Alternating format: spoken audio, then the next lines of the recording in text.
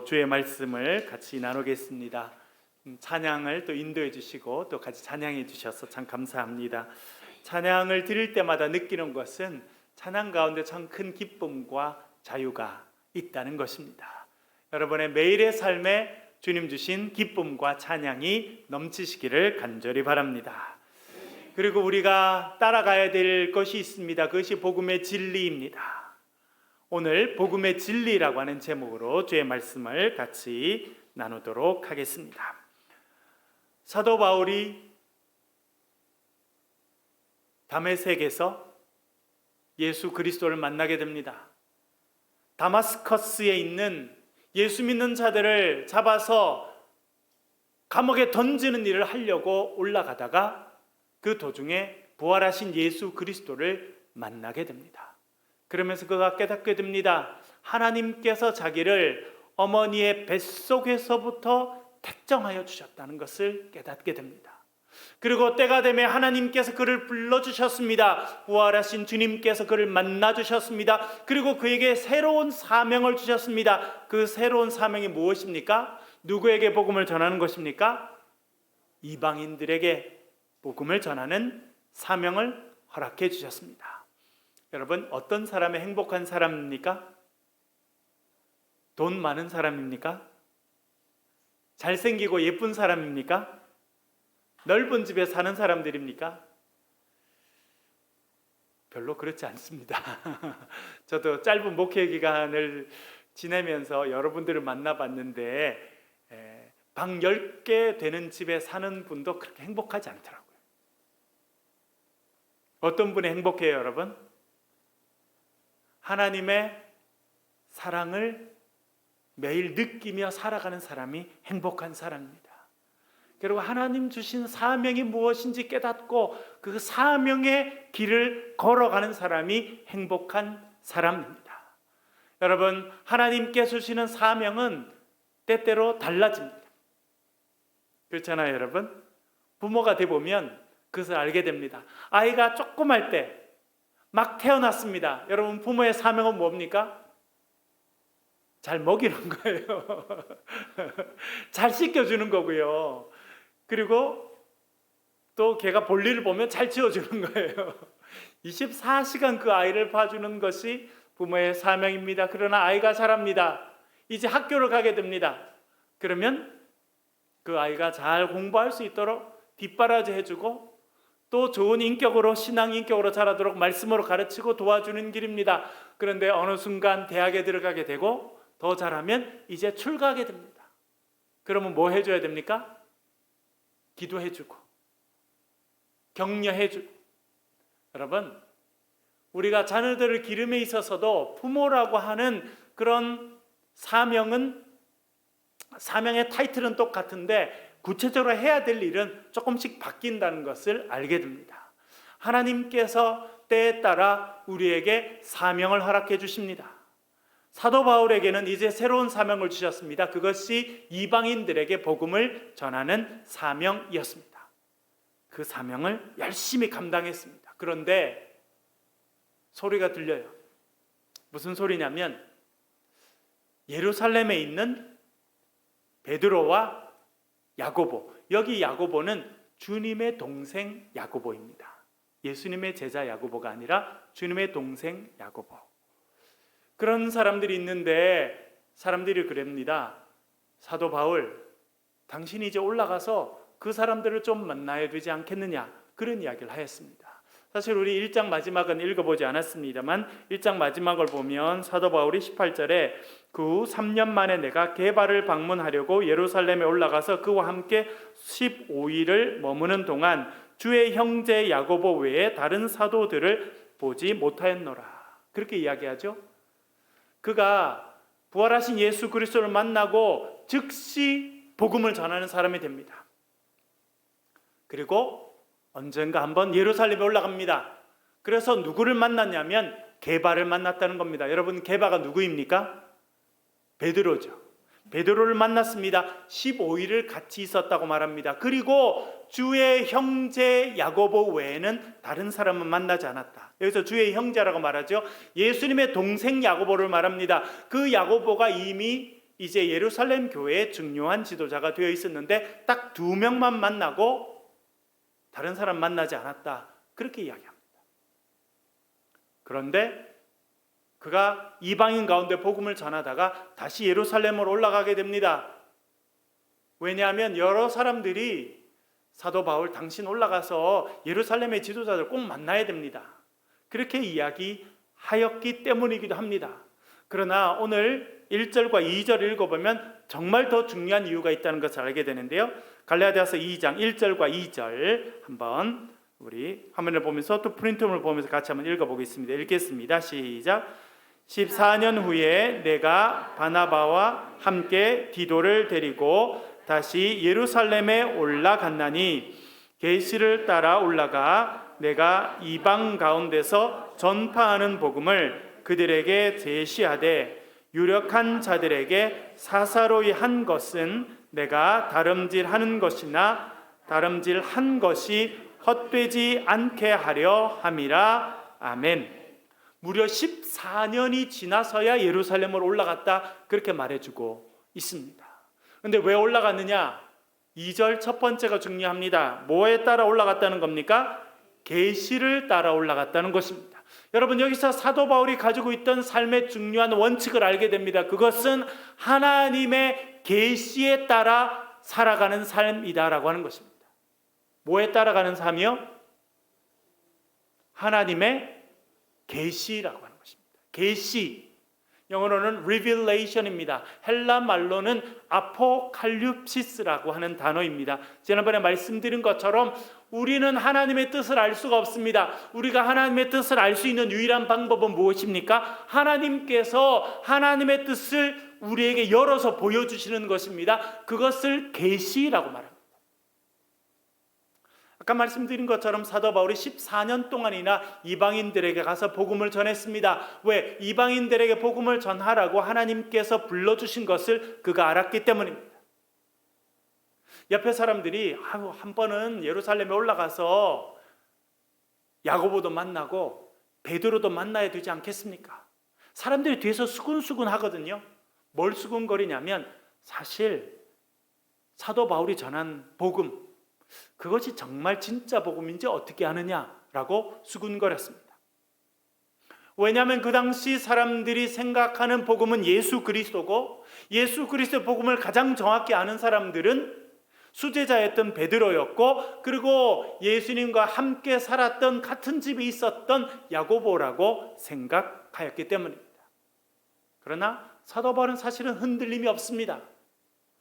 나의 받은 복음은 예수 그리스도의 계시로 인한 것이고 그것은 내가 예수님께 받았기 때문에 가장 확실한 복음이다라고 하는 것을 그가 알고 있었습니다. 그렇게 14년 동안 말씀을 전하고 살다가 그에게 하나님의 계시가 있습니다. 그것은 그로 하여금 이제 예루살렘으로 올라가서 게바와 야고보를 만나라고 하는 계시인 것입니다. 그래서 그가 계시를 따라 올라가라고 말해주고 있습니다. 여러분은 무엇을 따라 살아가십니까? 여러분들의 삶의 방향을 움직이는 것은 무엇입니까? 많은 사람들이 시류에 따라 살아갑니다. 세상의 흐름에 따라. 요즘에 이런다 카더라 하면 그게 따라가는 거예요. 요즘에 저렇다 카더라 하면 따라가는 겁니다. 요즘에 이런 옷이 유행이더라 하면 그 옷을 입는 거고요. 요즘에 많은 사람들이 이렇게 한다 하더라 하면 그렇게 하는 것입니다. 왜요? 우리가 제일 싫어하는 것은 소외되는 것이거든요. 그래서 다른 사람이 하면 따라하는 겁니다. 그래서 옛날에 그런 말이 있죠. 친구 따라 어디 간다는 거예요? 요즘에는 젊은이들은 정말 친구 따라 서울에 있는 강남에 가는 게 유행이에요.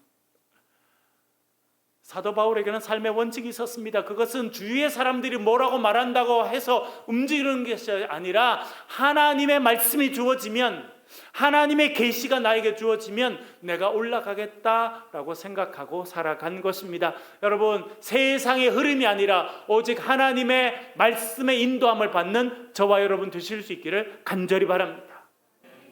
그래야 흔들림이 없어요.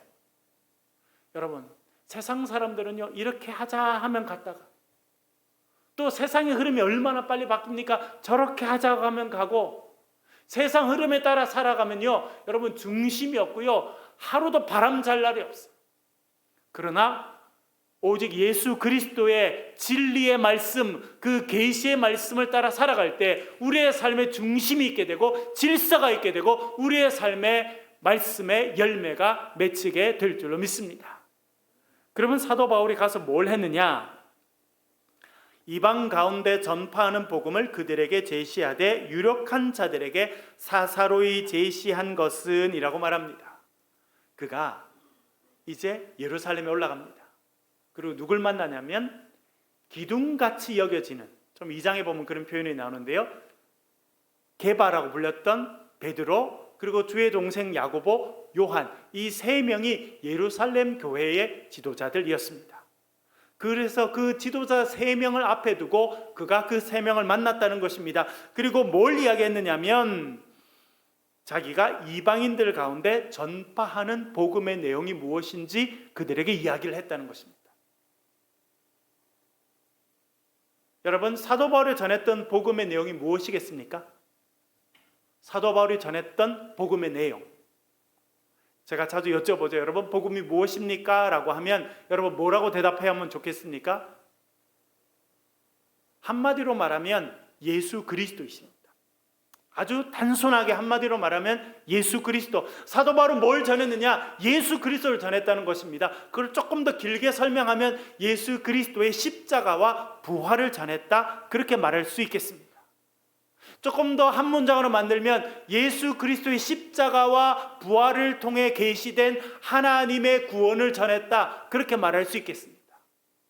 사도 바울이 전한 것, 이방인들 가운데 전한 것은 예수 그리스도였습니다. 예수 그리스도의 십자가와 예수 그리스도의 부활을 전했습니다. 이 예수 그리스도를 믿는 자들은 영원한 생명을 얻게 된다 말했고, 이 예수 그리스도 안에서 우리는 죽게 되지만 영원한 생명, 죽음의 권세를 이기신 부활의 생명을 얻게 된다, 그렇게 전했다는 것입니다. 그것을 이 세 명의 사도들에게 사사로이 전했다. 그러니까 공적으로 모임을 한 것이 아니라 이 세 분과 사적인 모임을 가지고 그렇게 전했다는 것입니다. 왜 그렇게 했냐면 내가 다름질하는 것이나 다름질한 것이 헛되지 않게 하려 함이라.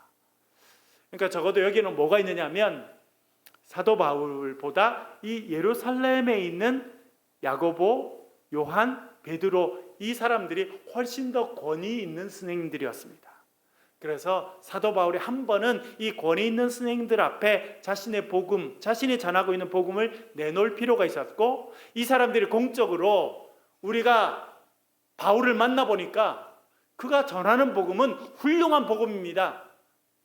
내가 할례자들에게 보냄을 받은 것처럼 이 사도 바울은 무할례자들, 이방인들에게 복음을 전하라고 하나님께서 불러주신 사람입니다 라고 공적으로 인정을 받을 필요가 있었습니다.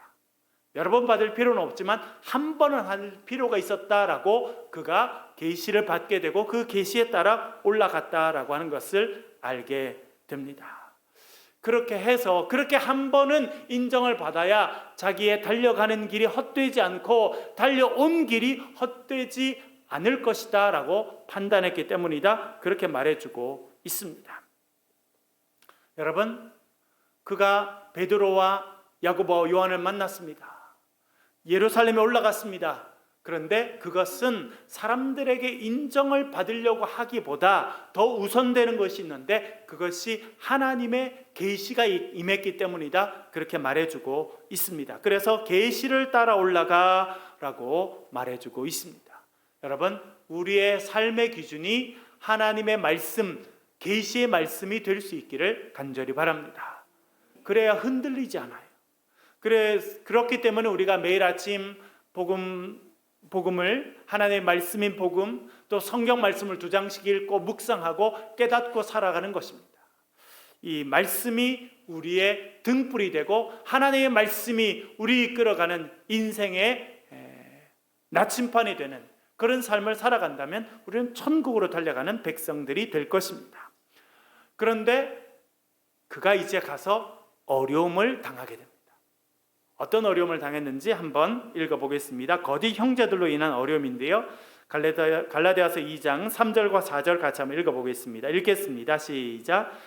그러나 나와 함께 있는 헬라인 디도까지도 억지로 할례를 받게 하지 아니하였으니 이는 가만히 들어온 거짓 형제들 때문이라. 가만히 들어온 것은 그리스도 예수 안에서 우리가 가진 자유를 엿보고 우리를 종으로 삼고자 함이로되. 아멘. 그가 올라갈 때 누구를 데리고 갔다는 것입니까?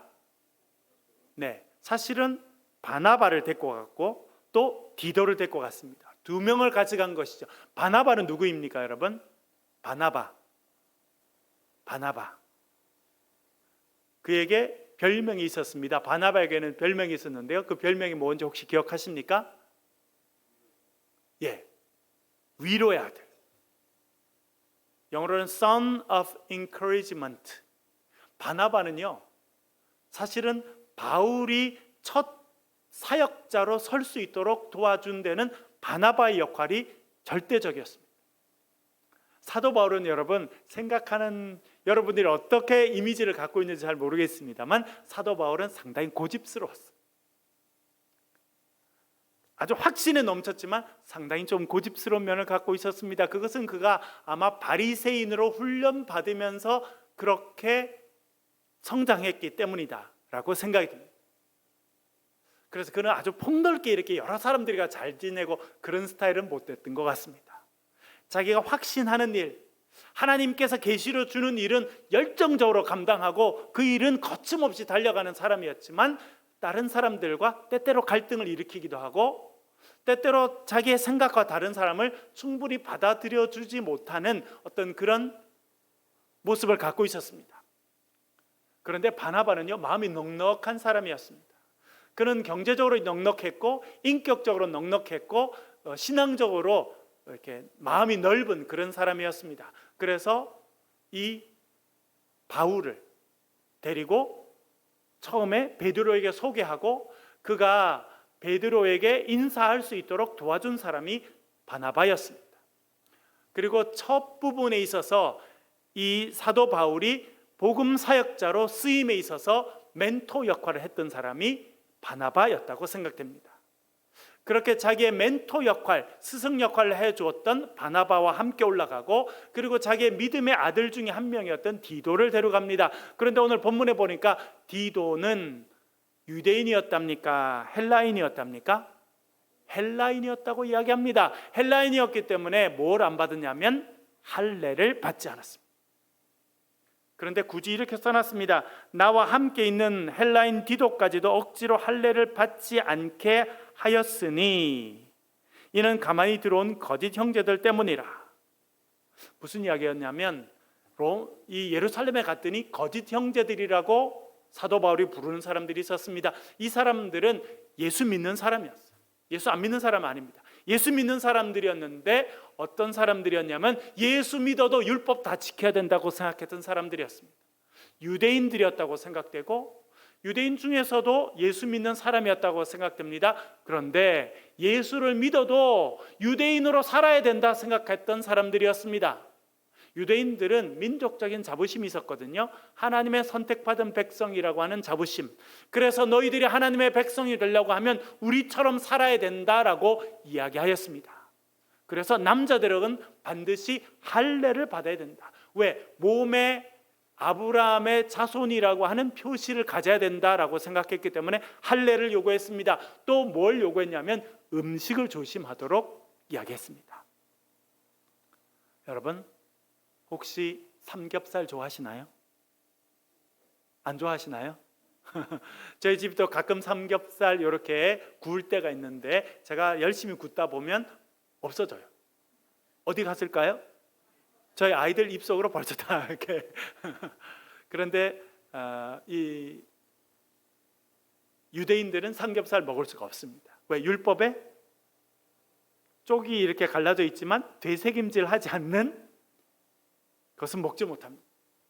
그리고 여러분, 장어 좋아하시나요? 장어 유대인들은 먹을 수가 없습니다. 왜요? 비늘이 없어서. 여러분, 유대인들은 이렇게 먹는 음식과 먹지 못하는 음식을 정해놨습니다. 여러분, 지난번에 말씀드린 것처럼 유대인들이 합법적으로 먹을 수 있는 음식을 코셔라고 이야기합니다. 이슬람을 믿는 사람들이 합법적으로 먹을 수 있는 음식을 또 뭐라고 부릅니까? 할랄이라고 부르죠. 근데 이 정도는 그냥 상식적으로 그냥 알아두는 겁니다. 유대인의 율법과 그 법에 어긋나지 않도록 먹을 수 있는 음식은 코셔라고 이야기하고, 또 이슬람 분들도 계시잖아요. 그분들은 할랄이라고 그렇게 이야기합니다. 그런데 왜 음식을 먹을 수 있는 음식과 먹지 못하는 음식으로 나눠놨을까요? 그것을 통해서 내가 하나님의 백성이다라고 하는 것을 자기도 느끼고 딴 사람들도 알 수 있도록 하기 위해서 그렇게 만들어 두었습니다. 근데 유대인들은 뭘 요구했냐면, 너희들이 하나님의 백성이 되고 아브라함의 자손이 되려고 하면 할례를 받아야 되고, 음식을 먹을 수 있는 음식과 먹지 못하는 음식을 나누어서 지켜야 된다, 그렇게 요구했다는 것입니다. 그것이 율법이죠. 율법에 따라 살아가야 된다, 그리고 율법의 절기를 지켜야 된다, 그렇게 이야기하였습니다. 유대인들이 요구했던 것은 세 가지였다고 말할 수 있는데요. 할례를 받아야 됐고, 두 번째는 음식을 구분해서 먹어야 됐고, 세 번째는 정해진 절기에 따라 살아야 된다, 그렇게 이야기했다는 것입니다. 그런데 거짓 형제라고 여기 불리는 사람들은 예수를 믿어도 그 율법에 따라 살아야 된다라고 생각했던 사람들입니다. 조금 이따 더 자세히 살펴보겠습니다만, 사도 바울은 그것은 그리스도께서 우리에게 주신 자유를 깨뜨리는 것이다, 그렇게 생각했다는 것입니다. 사도 바울이 경험한 예수 그리스도 안에서의 구원은 무엇이냐면 성령 안에서의 자유인 것입니다. 이제는 율법에 묶여 있는 것이 아니라 성령을 모시고 살아가고 성령의 인도함을 받는 범위 내에서는 자유롭게 살아가는 것입니다. 할례 받지 않아도 괜찮고, 율법 지키지 않아도 괜찮고, 음식 구별하지 않아도 괜찮다라고 하는 자유를 주셨다, 그런 확신하고 있었고 그것을 가르쳤습니다. 그런데 그가 이제 예루살렘에 올라가면서 걱정했던 것은 무엇이냐면, 이 이방인이고 헬라인인 디도를 데리고 올라갈 때 이 예루살렘에 살고 있던 사람들 가운데 율법을 지켜야지만 된다는 사람들이 공격하지 않을까 걱정했습니다. 그래서 아마 사도 바울도 이 헬라인, 나의 믿음의 자녀고 동력자인 이 디도에게 할례를 행해야 되나 말아야 되나 고민했던 것 같습니다. 왜냐하면 그래야 자기가 공격을 안 받을 거니까요. 그러나 결론은 뭐냐면 할례를 받지 않도록 했다는 것입니다. 왜? 우리가 그리스도 안에 가지고 있는 자유를 보여주기 위해서다, 그렇게 오늘 본문에서 말해주고 있습니다. 재밌는 것은요, 거짓 형제들이 하려고 했던 것은 무엇이냐면 그리스도 안에서 우리가 가진 자유를 엿보고 우리를 종으로 삼고자 합니다. 여러분, 두 가지 대립되는 단어가 나오죠. 뭐가 나옵니까? 자유와 또 뭐가 나옵니까? 종이죠, 종. 사도 바울이 말하려고 했던 복음의 핵심은 이거입니다. 우리가 예수 그리스도를 알기 전에는 율법에 묶여 있었고, 율법은 사람들로 하여금 뭐가 되게 합니까? 정죄를 받게 하죠. 그래서 정죄해서 죄의 종이 되게 합니다. 그러나 예수님께서는 우리를 율법의 정죄에서부터 구원해 주셨고 죄의 종된 것으로부터 구원해 주셨다고 하는 것이 그가 확신하고 있었던 것입니다. 그래서 갈라디아서 5장 1절에서 그가 이렇게 말하는데요, 한번 읽어보겠습니다. 금방 들었던 단어 자유와 종이 있는데 그것을 가장 구체적으로 표현하는 것이 갈라디아서 5장 1절입니다. 같이 한번 읽어보겠습니다. 시작. 그리스도께서 우리를 자유롭게 하려고 자유를 주셨으니 그러므로 굳건하게 서서 다시는 종의 멍에를 매지 말라. 아멘. 여기서 어떤 단어가 또 나옵니까? 자유와 종이 나옵니다. 그런데 종의 멍에라고 말합니다. 지난번에도 설명했습니다만, 여러분, 이 멍에 언제 쓰는 겁니까? 뭐 할 때 쓰는 거예요? 여러분, 이제 밖에 가면 이제 본격적으로 농사철이 다가왔어요. 그렇죠? 이제 모짜리를 만들고 벽실을 뿌려야 됩니다. 그리고 이제 벽시가 한참 벼가 이제 자라게 되면 모내기를 해야 되잖아요. 모내기 하기 전에 뭐 해야 돼요? 논을 갈아야 되죠. 어릴 때 보면 논을 갈 때 소를 데리고 나옵니다. 지금은 이제 그렇게 하는 분들이 거의 없습니다만 저희 어릴 때만 해도 다 집집마다 소가 한 마리씩 있었어요. 그래서 지금 이제 소가 일해야 될 때입니다. 소를 데리고 나와서 소 목에다가 뭘 올립니까? 멍에를 올리죠. 소가 이제 멍에를 딱 올리고 그 멍에가 쭉 연결돼서 쟁기랑 연결돼 있습니다. 그 멍에가 소의 목에 있는 한 소는요 자유롭지 못합니다. 멍에를 메고 끌고 가야 돼요. 쟁기를 끌어야 되고 밭을 갈아야 되고 종처럼 그 일을 감당해야 되는 겁니다. 적어도 멍에가 매여 있는 동안에는 자유가 없습니다. 사도 바울이 그 이야기를 하고 있습니다. 예수 그리스도께서 십자가에 달리신 것은, 예수 그리스도께서 부활하신 것은 우리에게 자유를 주시기 위함이라는 것입니다. 그런데 많은 사람들이 다시 예수 믿는 자들의 목에 멍에를 맨다는 거예요. 멍에를 올려준다는 겁니다. 율법의 멍에를 올려주고 다시 우리로 하여금 죄의 백성이 되게 한다. 사도 바울이 그렇게 말하고 있습니다. 그렇게 믿는 자의 목에 멍에를 매주는 사람들, 그 사람들을 거짓 형제들이다, 그렇게 부르고 있습니다. 그 사람들은 예수 믿고 자유를 얻은 우리에게 다시 율법의 멍에를 매주고 다시 율법을 지키게 하고 다시 율법의 종이 되게 한다, 그렇게 말하고 있는 것입니다. 그러면서 그가 2장 5절에서 대단히 중요한 단어를 쓰고 있는데요, 복음의 진리라고 하는 단어입니다. 2장 5절 말씀, 복음의 진리에 대해서 이야기하는데요, 한번 읽어보겠습니다. 읽겠습니다. 시작. 그들에게 우리가 한시도 복종하지 아니하였으니 이는 복음의 진리가 항상 너희 가운데 있게 하려 함이라. 아멘. 다음번에 좀 더 설명하겠습니다만 이 거짓 형제라고 불렸던 사람들은요, 그 예루살렘 교회 안에서 막강한 힘을 행사했습니다. 막강한 힘을. 여러분, 여러 세력들이 이렇게 부딪혀서 싸우면서 살고 있잖아요. 세상이 그렇습니다. 그렇죠? 그런데 여러분, 누가 이기는 줄 아세요? 보통은요, 극단주의자들이 이기게 돼 있습니다. 목숨 걸고 싸우는 사람들.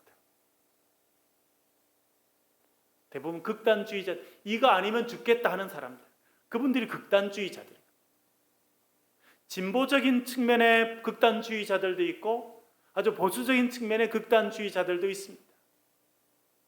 지금 점점 극단주의자들이 많아지는 그런 세상으로, 세상이 지금 방향이 잡혀서 나아가기 때문에 점점 더 어려워집니다. 이쪽 극단에 있는 사람과 이쪽 극단에 있는 사람들은요, 대화하지 않고 이야기하지 않고 그냥 자기 갈 일을 가고 더 그쪽으로 가게 돼 있거든요. 예루살렘 교회에 이런 극단주의자들이 있었습니다. 그들을 거짓 형제다라고 불렀는데 그 극단주의자들은 상당히 힘이 셌던 것 같습니다. 그래서 그 당시 교회의 지도자였던 베드로가 첫 번째 지도자였고 두 번째가 야고보였는데 그 베드로와 야고보에게 상당한 영향력을 행사했던 것 같습니다. 사실은 사도 바울이 예루살렘에 올라온 것은 계시를 받았기 때문이죠. 그것이 첫 번째 이유입니다만, 두 번째 이유는 하는 수 없이 그런 사람들을 한 번은 만나야 된다라고 하는 이야기를 끊임없이 들었기 때문입니다. 아니나 다를까 예루살렘에 올라왔더니 그 극단주의자들이 있었습니다. 그들이 비판합니다. 왜 너는 할례를 이야기하지 않느냐, 율법을 지키라고 말하지 않느냐, 그렇게 이야기하였습니다.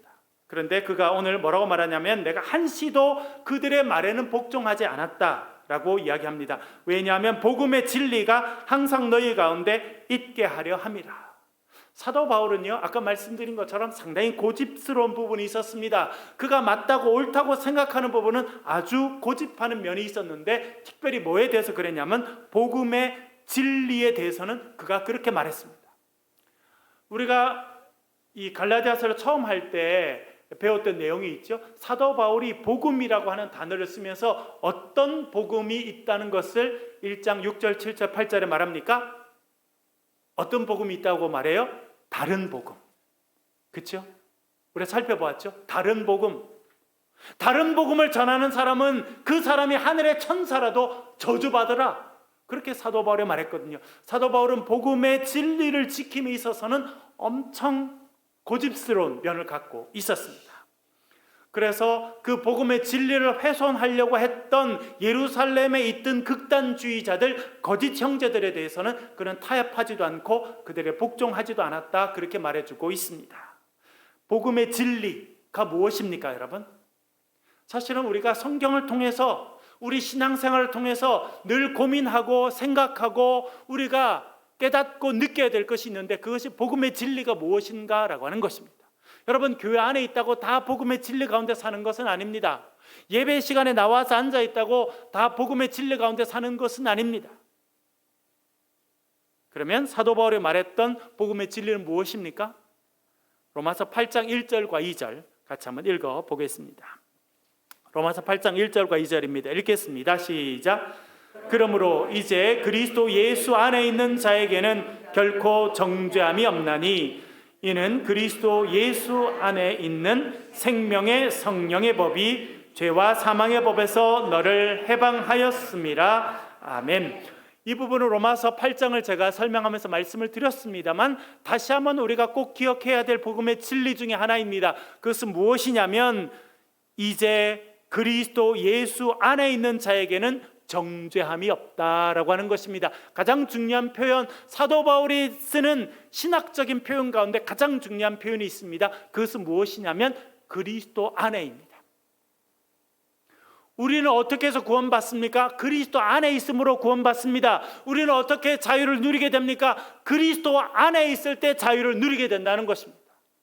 그때도 말씀드렸습니다만 다시 말씀드리겠습니다. 그러면 그리스도 안에 있다는 말은 무엇입니까? 그리스도와 하나 된다는 뜻입니다.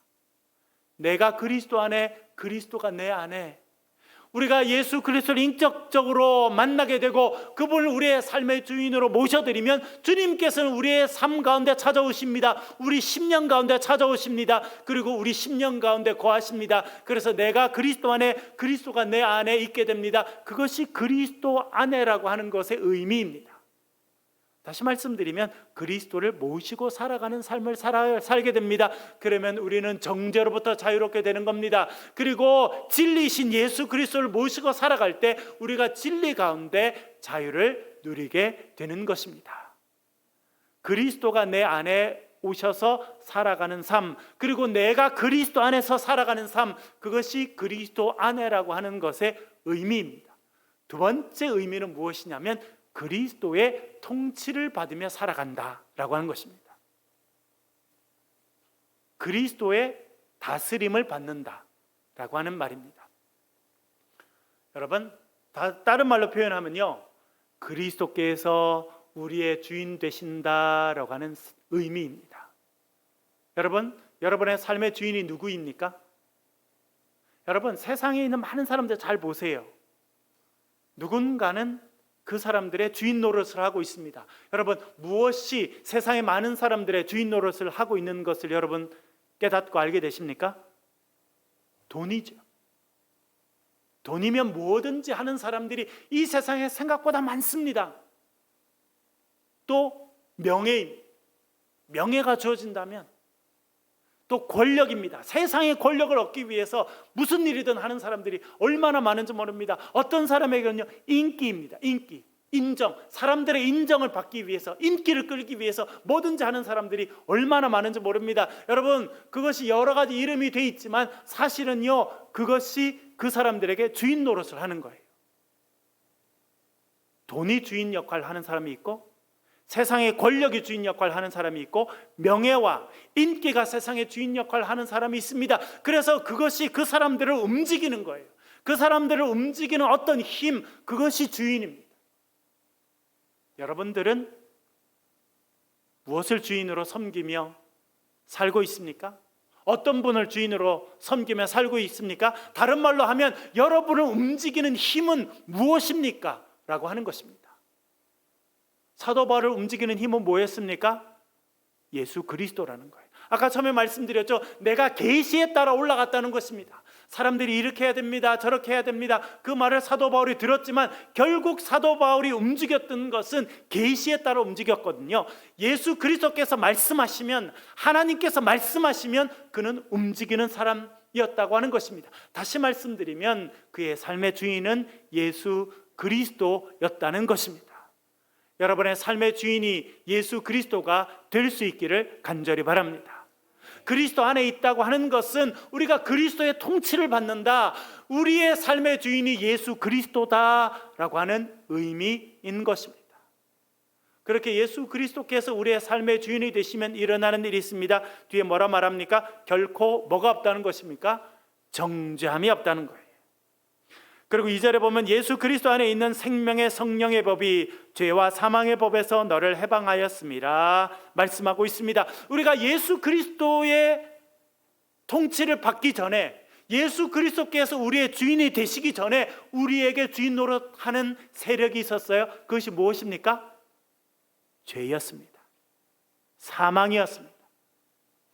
죄와 사망의 종으로 살았다라고 이야기하는 것은 죄가 사망이 우리의 주인으로 살았다는 거예요.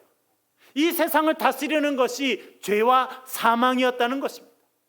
그러나 예수님께서 십자가에 달려 돌아가시고 사망의 권세를 깨뜨리시고 부활하심으로 우리의 삶의 주인이 되어주셨습니다. 우리의 삶의 주인으로 예수 그리스도를 모시고 살아가면 우리는 죄로부터 자유롭게 되고 사망으로부터 자유롭게 됩니다. 그리고 율법으로부터도 자유롭게 되는 것입니다. 왜냐하면 죄와 사망과 율법이 연결되어 있기 때문에 그렇습니다. 사도 바울은 왜 율법을 지키라고 하는 사람들을 거짓 형제들이라고 부르고 그들과 타협하지 않았느냐? 율법을 지키기 시작하면 이 율법은 사람들을 죄로 이끌어가고 죄는 반드시 사람들을 사망으로 이끌어가기 때문에 그는 그 율법을 지키라고 하는 그 요구에는 전혀 타협하지 않고 마음을 주지도 않고 이야기하지도 않았던 것입니다. 이렇게 죄와 사망과 율법이 연결되어 있는 것을 사도 바울은 고린도전서 15장에서 이렇게 말합니다. 우리 고린도전서 15장 55절부터 57절까지 한번 읽어보겠습니다. 읽겠습니다. 시작. 사망아 너의 승리가 어디 있느냐? 사망아 내가 쏘는 것이 어디 있느냐? 사망이 쏘는 것은 죄요 죄의 권능은 율법이라. 우리 주 예수 그리스도로 말미암아 우리에게 승리를 주신 하나님께 감사하노니 아멘. 재밌죠 여러분? 지난번에도 한 말씀 드렸습니다만 사도 바울은 참 담대해요. 사망을 겁내지 않았습니다. 여러분, 모든 사람이 가장 두려운 게 있어요. 그게 뭡니까? 죽음. 돈이 많은 사람도, 세상에 인기를 갖고 있는 사람도, 권력 있는 사람도 뭐가 두렵냐면 죽음이 두려워요. 여러분, 저 만리장성을 쌓은 진시 황제, 진나라의 황제 진시황, 뭐가 두려웠습니까? 늙고 병들고 죽는 게 두려웠어요. 만리장성을 쌓고 중국을 다 통일했지만 죽음이 다가오는 것이 너무나 두려웠습니다. 그래서 늙어서 죽지 않도록 하는 약을 찾도록 수만 명을 보냈다는 거 아닙니까? 그래서 어떻게 안 죽었습니까? 죽게 되었죠.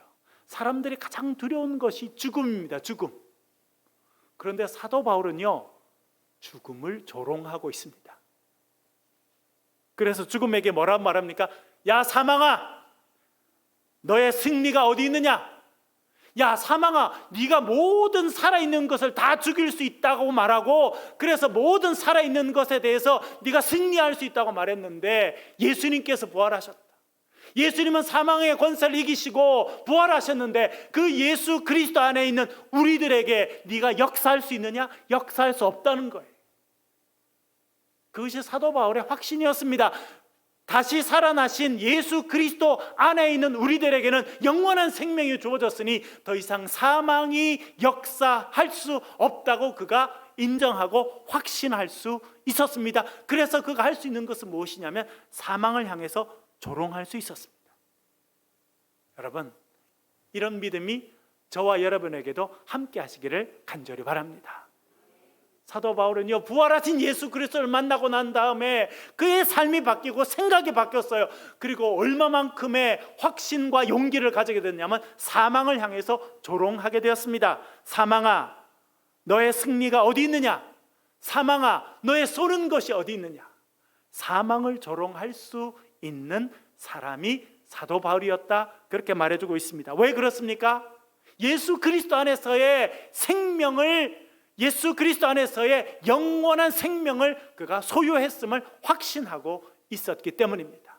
그래서요, 예수 그리스도를 온전히 믿고 살아가는 사람은요, 세상이 감당하지 못하는 거예요. 왜요? 세상이 사용하는 가장 큰 무기는요, 사망이거든요.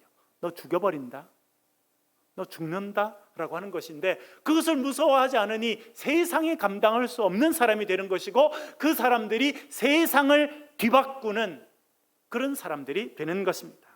56절 재밌습니다. 사망이 쏘는 것이 있는데 그것이 뭐라는 겁니까? 죄. 여러분, 쏜다니까 어떤 생각이 들어요?